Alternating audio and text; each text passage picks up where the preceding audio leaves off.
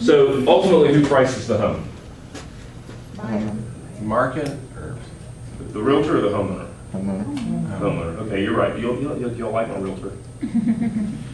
No, gosh. Wow. I think he's funny. Have y'all seen the video of the realtor? Okay, that's him, right? Brushing his teeth. Yeah. Sure. Yeah, that's him.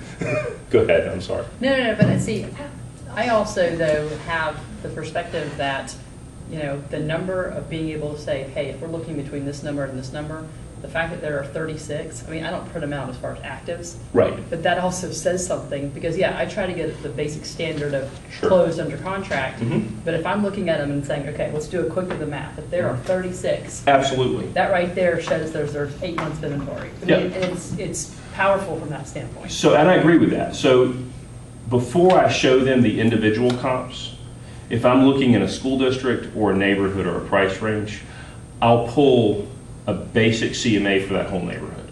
So I can, or that whole price range, or that whole school district. So I can see there's 40 homes on the market in the Hoggard School District. Okay, now out of those four, and that are comparable to yours, now out of those 40, we've got 6 that are under contract, and there's only an average of 3 sold for the last 6 months, 3 months, the last 6 months. So I will, it's just going narrower and narrower down till we get to talking about their specific house. For their specific house, that's when I want the 9 comps, the 3 most comparable solds, the 3 most comparable actives, and the 3 most comparable expires. Does that make sense? Mm-hmm. So before that, I'm going to do what you're talking about, which is hit, okay, here's the 40 that are for sale in this, whether it's price range, school district, or whatever. How far out do you go? Because sometimes you run across just an oddball house in a neighborhood, and it's just really hard to figure out a comp, and then you don't want to go too far out because then the appraiser's not going to use it and those kinds of things. So how do you go about? That's a great question. You're talking about out as in time or out as in area? Area. I'm going to kind of throw that question back at y'all. And the reason I say that is because in my market, in Wilmington, the biggest defining factor is really school district. Okay, so the Hoggard School District is highly, highly desirable. A 2,500 square foot brick ranch in the Hoggard School District is going to sell for 10 to 12% more than it is about anywhere else. Okay. So I can't go outside of that school district to compare. But I don't know here because this market is so much bigger. I mean, what do y'all think? Geographically, how far out do you go to find a comp if you've got kind of a unique home? It depends on where the house is. I mean, it depends on if we're talking Raleigh. I mean, it depends on what Cary. I mean, it depends on where you're talking. And it also depends on when you say different. If you mean, are we talking 2-story? We're talking ranch? Yeah, let's say you got a 2-story house in a neighborhood full of ranches and split levels. Mm-hmm. And there's nothing that's sold in the last year and a half. Okay. At the 2-story. Mm-hmm. How far back would you go? Or how far out? Geographically, how far out? Well, in that situation, though, it's going to be more desirable than any of the split levels because nobody wants a split level. So, I mean, it's going to be, I shouldn't say nobody, excuse me if I've offended anyone in this room. They're less desirable than a 2-story. So I would just look at the entire area and see what you start pulling. So if you're in area 2 or that's what I would do. And I think I agree with that. And I might start with the area, the MLS sub area, and look at that and see what makes sense. And if I can narrow it down further to a school district inside of that area or to whatever, or a radius. And sometimes I use a radius around a particular landmark. See, with us, schools are just so different because we have so many. Yeah, we don't have that many. So. I mean, we have so many that you'll have a few people that'll say, normally, at least with me, it's I don't want this school, this school, or this school. But then you have anything 11 others that are fair game. So what would you look at besides just the MLS sub area, or can you go? It depends on what subsection we're in, but I'd look at the amount of land because, like in Raleigh, it's hard to find land. Okay. You'd look at age. I mean, there's a number of factors that would check into that, just depending on what you're talking about. Okay. If you're out in some of the areas that are some of my listings are not selling in the outskirt lying areas, then it's just a matter of okay, well, you got a lot more territory to look at. I guess one of them that really gave me a hard time was I had a house in a neighborhood off Six Forks, and 70s style homes. Theirs was really nice, but they absolutely redid everything, and it was just, I mean, every bathroom had marble, and you know, it was just amazing. But it was so much nicer than every other home What in the neighborhood neighborhood. was it in? Yeah. Was it up north or They like south? built it out of the neighborhood. Yeah, and they're like, well, you know, when I was going over comps and stuff, they're like, no, you can't use these. You have to use inside the Beltline comps. No, it doesn't really work that way. No. In situations like that, honestly, I would just have an appraiser go out there. Yeah. When it's that much of a difference, Yeah. I mean, And what I rely on kind of in a situation like that is I'll kind of tell them, look, I can't predict the value of your home. Okay, so if I could, I wouldn't be here. I'd be in the Bahamas because I'd be really wealthy right now. So that being said, what we have to do is we got to figure out the market together. And I would either try and get them an appraiser, or I would just go the route of understanding, look, every 3 to 4 weeks, you got to have a drastic price reduction to put it into the next price range, and we've just got to keep searching for the bottom of the market for that house. Does that make sense? So, because, you know, the other side of that coin is who knows? I mean, you know, we are dealing with statistics here, right? So we're dealing with what happens most of the time, usually. But occasionally, the odd buyer walks in that just has to have that house. They're going to pay cash for it, and they don't care about the appraisal for some reason. Now, what percentage of the time does that happen? Like less than one? yeah. You Yeah, know? but we all have some different houses that we come across, and we use Tim McNamara, I don't know if you use for an appraisal.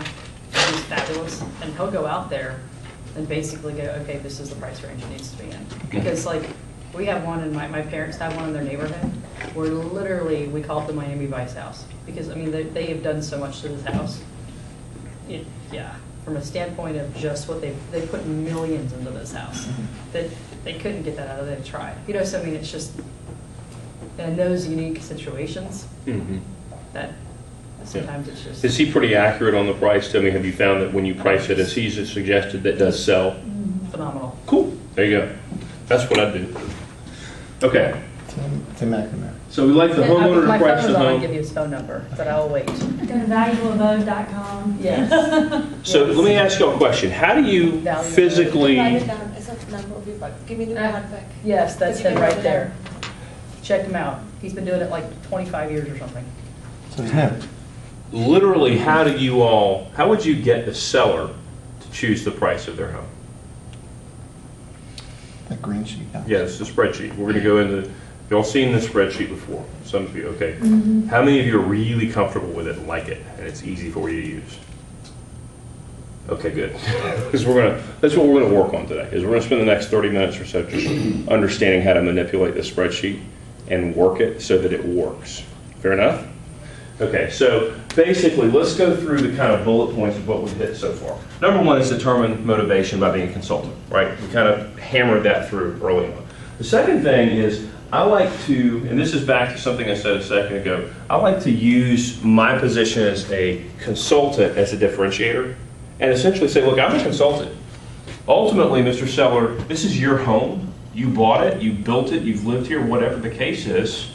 You've earned the right to price it yourself. You can ask whatever price you want to for it. Now, I may make a decision that I can't represent you because I can't help you accomplish your goals and exceed your expectations. So this whole process is about building a case so that they'll price the home the way that I want them to, and if they don't, then I have a decision to make. Fair enough? Third thing is show them all the material that I just gave you, including the MLS comps. So let's talk about the specific 9 comps and how to use those. This is really simple. I essentially sit down with them, and like if I was working with Colleen, I would sit down with her and I would hand her the first comp and go, now, do you agree that this house is comparable to yours? No, mine's better. Okay, I can't make it perfect, so is it comparable within maybe 80-85% accurate? Yes, but I saw that house and it was ugly. Okay, I understand. Thank you, but it is comparable. Maybe. Okay, they're usually not that difficult, are they? Awesome. Hey, remember what you were saying about that they're crazy at the beginning? Oh, yeah, Okay, trust so me. run. Yeah. But you go through and get their agreement, looking at each sheet, yes, this is comparable. Okay, but that's a lot of paper to keep up with. That's 9 pieces of paper with like 50 different pieces of data on each piece. That's a lot, right? Like your head is spinning when you get done with that. So what I like to do is consolidate it into this spreadsheet. Okay? Woohoo, yeah. Okay, so this is a kind of a blank one, and I'm going to explain the spreadsheet to you. So pay close attention because, and I will go through it as long as you need to make sure you got it. But what I do is these spaces right here. This says solds, this says actives, and this says expires. Now, do any of you all have a problem with using price per square foot to help determine value of the home? Okay, because some people do. I've had someone tell me that that's like buying a car by the pound. Y'all ever heard that analogy before? I think that where it comes down to, honestly, is if it's production versus custom. Agreed. And if it's custom, then it's, depending on what's in it, it's not the only factor. Right, it's what's in it, who built it. But if you're talking about a cookie cutter production neighborhood, all day. Okay, yep. And I would say, even with the custom homes, if you're comparing them to other customs and they have similar stuff in them, which is why you have to be careful about your comps, it still works then, but it's not as accurate as it would be in, say, a condominium. Right, condominiums are probably the most accurate because they're all the same. Price per square foot kind of works. So I list the solds, okay? 1, 2, 3. And I list the actives. And this is just the address that goes in here. Okay, so these are, y'all understand what those parts are. Okay, then going across, this is the price per square foot. So $70 a square foot, 80, 90, 100, 110. Now here's the deal. I'm going to give you the spreadsheet. You can change those numbers. You can go in and change them around so that it's appropriate. Is there anything in Raleigh selling for $70 a square foot? Okay, not really so much probably, right? So you may need to start this at more like 90 and be 90, 100, 110, 120, 130, right? Because are there some people asking $130 a square foot for their house? Yeah, are they getting it? Some. Some, but for the most part, not so much, Yeah. unless it's a highly specialized custom home. Right, or if it's small. Or a small, okay? So, this is kind of like a stoplight. Green works and has been proven to work. Yellow, maybe. Red does not work, has been proven not to work. Does this make sense? Okay. So, this graph will have different shapes based on the market. Does that make sense? Okay, because in a traditional real estate market, it's a seller's market where prices are rising, we know that the solds work, right? Because they happen in the past and prices are going up, okay? Expires don't work because they priced them way too far ahead and they didn't sell. So this is actually, in a seller's market, what your graph would probably look like. Fair? Okay. Hello. We'll talk through that. So this is the seller's market. We just kind of talked about that. Okay? Buyer's market is going to be almost exactly the opposite. Because we know that the solds all happen back here in time. Okay? And the actives are the things that are driving the market forward. Right? How many of y'all have listed a home in a neighborhood? Let's say it's a townhome neighborhood, so everything is fairly similar, and you're like, great, I got this. I finally got this thing great. You know, it's priced at $120,000. Everything else is, you know, was on the market for $125 or $127. Somebody comes in and puts one on the market in better condition at $110,000. Yeah, you're going, ah, right? But the actives are what's setting the pace, so that's why you have to really carefully look at those. So once I've gone through and I've kind of laid out, here are the comps, and they've agreed that they're all comparable, then I basically put this spreadsheet in front of them and explain that. Here's the comps. This is 123 Smith Street. You know, it sold way back here in December for $110 a square foot. And then this one sold at $106 a square foot.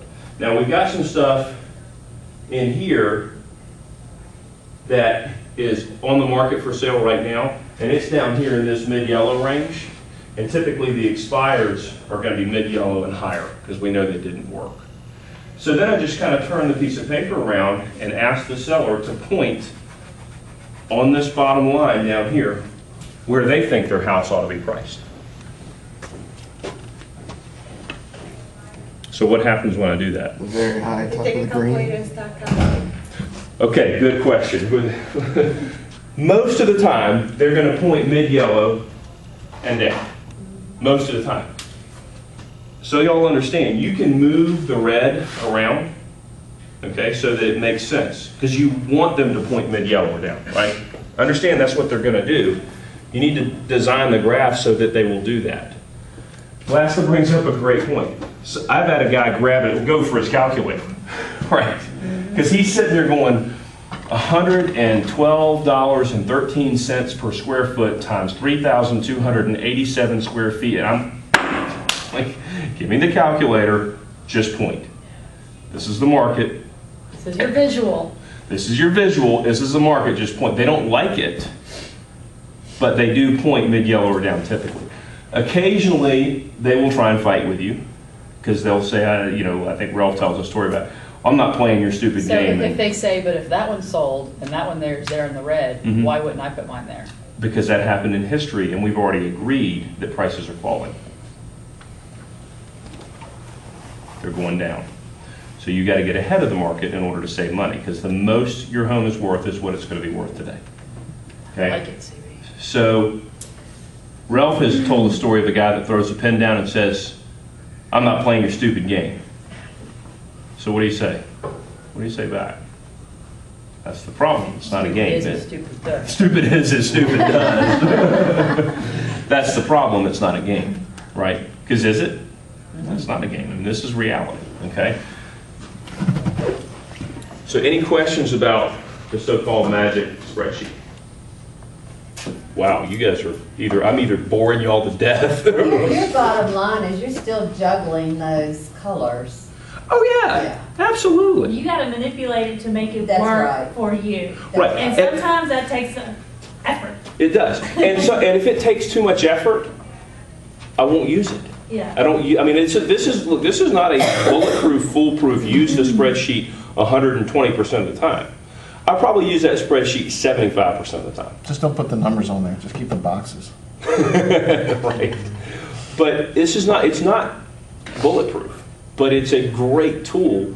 And I mean, 75% of the time I can use that and my seller prices the home correctly. It's great, Okay, so, but that's a good point. I mean, it doesn't work every single time. And yes, you have to change it around so that it makes sense. You have to sometimes make the green bigger.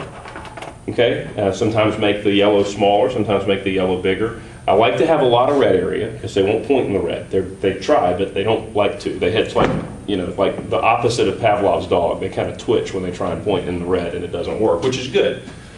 But and understand, you're right. Yes, I do change the colors around, but I am coming from the perspective that if I do not help them understand that they must price their house here, then I'm hurting them. Does that make sense? Mm-hmm. I'm not doing anything but hurting them to let them put their house on the market at an overpriced point. So I'm going to do everything that I can to help them see clearly that they need to price it accurately. And I've had this said to me, then they say, well, all we need is one person. So we'll just try it and see what happens. Do they usually end up listing with somebody else? We've got about 2 weeks left. Okay. At that price? Yeah. Okay. And then it's going away. Okay. So that actually, your point kind of goes right into this pricing strategy component. And that is, yeah, you get all kinds of goofy objections, right? I just want to try it. Maybe one person will come along and buy it. You get what's another objection that y'all are hearing right now? Yeah, I hear what you're saying, but what are the other objections? But that I you're need this much because I owe this much. Okay. I got a great one for that. I'll tell you about that in a second. But any other objections that come up? If I'm gonna pay your commission, I need to get this much amount. Okay. Okay. So it's a commission objection, all those things. Okay. My house is nicer than those others. I Absolutely. have the heavy duty now. So you got about 1,000 different objections that come up. I want to tackle one of them. There's a couple of them that you can tackle with the pricing strategy component of this, and that is, well, I just want to try it. And when do you take an overpriced listing? Y'all tell me. If it's in a good area. Okay, and What else? What else do you think needs to happen? The only time that I feel comfortable doing that is if I have the conversation up front that says in 2 weeks or 3 weeks, we will reduce it to this price. Okay. Because then, even though I know they are wrong, it pacifies them to make them feel like we have tried. Okay, and I agree with that. So there are kind of two circumstances under which I'll take an overpriced listing. One of them is if I think that I can get them real in a relatively short period of time. Okay, which goes back to, remember the title slide at the very beginning? Find the motivated and get their home sold. And have you all read Shift? Shift tactic number 1, get real, get right. Shift tactic number 2, find the motivated. Okay, so it is all about finding the motivated.